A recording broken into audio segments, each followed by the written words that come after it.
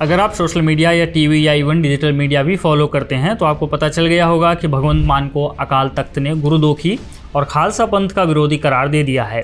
अब उनके इस्तीफे की मांग की जा रही है, उनके बॉयकॉट की बात हो रही है, उन पर पॉलिटिकल और रिलीजियस प्रेशर बन रहा है।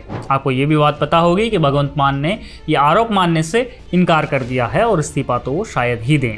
इस तरह का कूड़ प्रचार जिहड़ा मैनू बदनाम करने लई कर रहे हैं। भगवंत मान को इस्तीफा देना चाहिए या नहीं देना चाहिए? अकाल तख्त के आदेश के बाद उन्हें पद पर बने रहना चाहिए या नहीं? इसके बारे में मैं बात करूं उससे पहले मैं आपको 1940 के दशक के पंजाब में ले चलता हूं, क्योंकि यहीं से हमारा आंसर मिलेगा। 1940 के दशक का पंजाब आज के पंजाब से कहीं अलग दिखता था। तब लाहौर भी पंजाब का हिस्सा था और रावलपिंडी भी, और इस दौरान पंजाब के मुख्यमंत्री या प्रीमियर हुआ करते थे मलिक खिजर हयात टिवाना। टिवाना पंजाब में तब ताकतवर यूनियनिस्ट पार्टी के मुखिया हुआ करते थे और साल 1942 में पंजाब के मुख्यमंत्री बने थे। साल 1946 में टिवाना पंजाब के दोबारा मुख्यमंत्री बने और उनकी सरकार को तब पंजाब के दो और बड़े दल यानी अकाली और कांग्रेस दोनों का सपोर्ट था। जब हयात मुख्यमंत्री बने तो देश काफ़ी टर्बुलेंट दौर से गुजर रहा था। मुस्लिम लीग एक अलग पाकिस्तान के लिए लगातार वकालत कर रही थी। कांग्रेस देश का विभाजन नहीं चाहती थी और अंग्रेज अपनी सत्ता बचाने में जुटे हुए थे। लेकिन साल 1945 में द्वितीय विश्व युद्ध खत्म हुआ था और अंग्रेजों को भारत पर पकड़ बनाए रखना मुश्किल हो गया। फरवरी 1947 में इस बात का ऐलान ब्रिटिश प्रधानमंत्री क्लीमेंट एटली ने किया कि भारत को अब स्वतंत्रता दे दी जाएगी। जून 1947 में अंग्रेजों ने भारत को विभाजित करने की मोहम्मद अली जिन्ना की अगुवाई वाली मुस्लिम लीग की बात भी मान ली और दो देशों यानी भारत और पाकिस्तान बनाने का भी ऐलान कर दिया।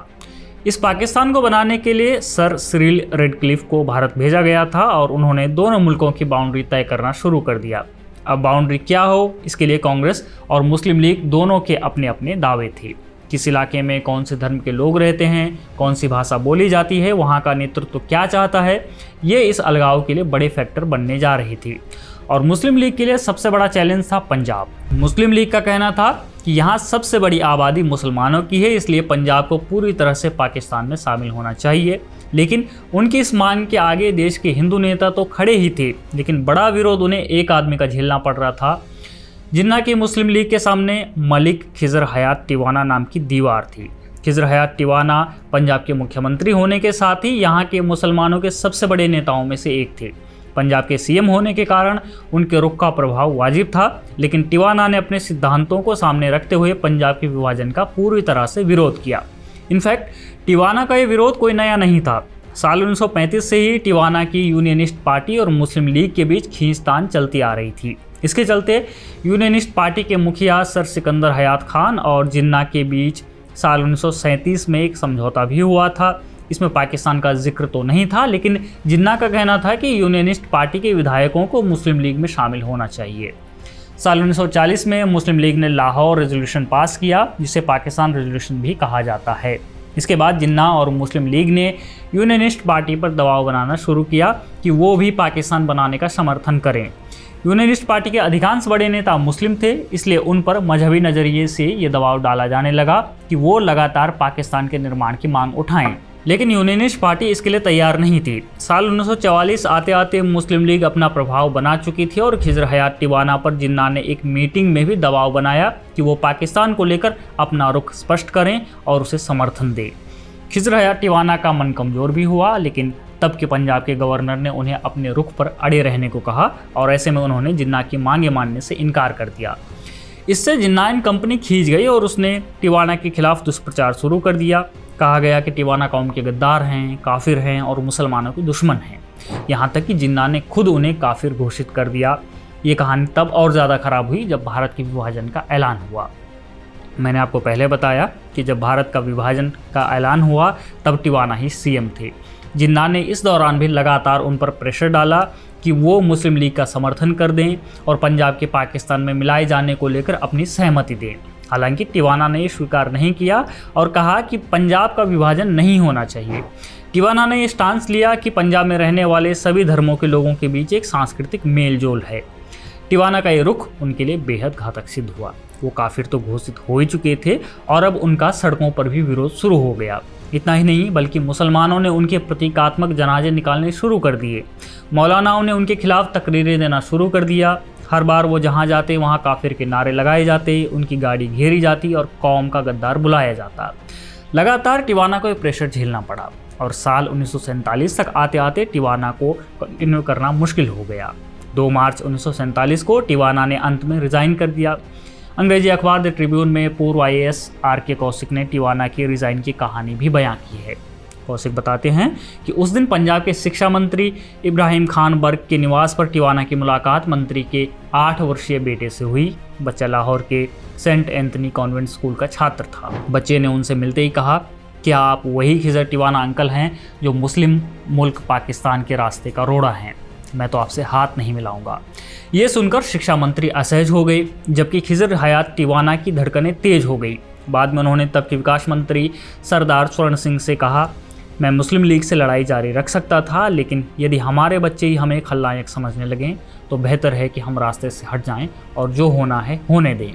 इसके बाद उन्होंने पंजाब के प्रीमियर यानी मुख्यमंत्री पद से इस्तीफा दे दिया। अगले ही दिन मोहम्मद अली जिन्ना ने घोषणा की कि पाकिस्तान अब बन चुका है और इसके रास्ते में कोई समस्या नहीं रही। यानी कुल मिलाकर कहानी ये रही कि टिवाना को मजहबी दबाव में रिज़ाइन देना पड़ा और इसका परिणाम ये हुआ कि पंजाब विभाजित हो गया। और सिर्फ विभाजित नहीं हुआ, बल्कि कहते हैं कि टिवाना के पद छोड़ने के एक दिन बाद से ही पूरे पंजाब में दंगे होने लगे। अब हम आते हैं वापस भगवंत मान की कहानी पर। अकाल तख्त का कहना है कि भगवंत मान की उन्हें 2 वीडियो मिली हैं जो बेहद आपत्तिजनक हैं और वो ऐसे में खालसा पंथ के विरोधी साबित होते हैं। चाहे अकाली दल हो या फिर कांग्रेस, दोनों ने ही पंजाब में इसी के सहारे स्पष्ट तौर पर भगवंत मान को इस्तीफा देने को कहा है। लेकिन ये कहानी कुछ वैसी ही है जैसे मैंने आपको खिजर हयात टिवाना के बारे में बताया। भगवंत मान को इस्तीफा देना चाहिए, लेकिन उन्हें इस्तीफा देना चाहिए क्योंकि उनके राज में पंजाब पर कर्ज का बोझ साल दर साल बढ़ता चला गया है। इसलिए भी उन्हें इस्तीफा देना चाहिए क्योंकि वो पंजाब में क्राइम कंट्रोल में फेल रहे हैं। उनके राज में अपराधी जेल से वीडियो कॉल कर रहे हैं। भगवंत मान को इस्तीफा इसलिए भी देना चाहिए कि उनके शासनकाल में पंजाब ड्रग्स की समस्या से निजात नहीं पा सका है। उन्हें इस बात के लिए इस्तीफा भी देना चाहिए कि वो अपने मैनिफेस्टो पूरा नहीं कर सके। मैं या फिर पंजाब की जनता ऐसे कम से कम 100 कारण गिना सकती है जिनके आधार पर आज भगवंत मान को पद छोड़ देना चाहिए। अगर आप लोकतांत्रिक मूल्यों में विश्वास रखते हैं तो जनता से जुड़ा हर मुद्दा ऐसा होना चाहिए जिसके सॉल्यूशन न देने पर जनता के चुने लीडर को पद छोड़ देना चाहिए। लेकिन भगवंत मान को इस बात के लिए इस्तीफा बिल्कुल भी नहीं देना चाहिए कि उन्हें कहीं और से आदेश आया है। लोकतंत्र में आदेश देने वाली जनता होती है। अगर भगवंत मान ने धर्म विरोध में कुछ काम किया है तो उन्हें धार्मिक अधिकारों से वंचित करने का अकाल तख्त को पूरा अधिकार है। भगवंत मान का सामाजिक बॉयकॉट हो सकता है, लेकिन उन्हें धार्मिक दबाव में इस्तीफा देना पड़े, ये सरासर गलत है। स्टालिन और ममता बनर्जी दोनों हिंदू नेताओं को कुछ ही दिनों पहले उनके प्रदेश की जनता ने सत्ता से बेदखल कर दिया। अगर पंजाब की जनता को लगता है कि भगवंत मान धर्म विरोधी हैं तो जनता उनके खिलाफ आए। चुनाव में अब वैसे भी 1 ही साल बचा हुआ है। तो ये नहीं होना चाहिए कि भगवंत मान यानी पंजाब राज्य के चुने हुए मुख्यमंत्री के ऊपर भी कोई अथॉरिटी है जो उसे आदेश दे सकती है। लोकतंत्र में अथॉरिटी या फिर सत्ता का अंतिम केंद्र वो होते हैं जिन्हें जनता चुनती है, और उनके ऊपर कोई भी संस्था स्थापित हो जाए जो अपने हिसाब से फैसले ले तो वो वैसे ही होता है जैसे खिजर हयात टिवाना के साथ हुआ था। और ऐसे इस्तीफों का परिणाम होता है पंजाब जैसे राज्यों का टूटना और यहाँ दंगे का होना और व्यवस्था का चरमरा जाना। देखते रहिए ऑफ इंडिया।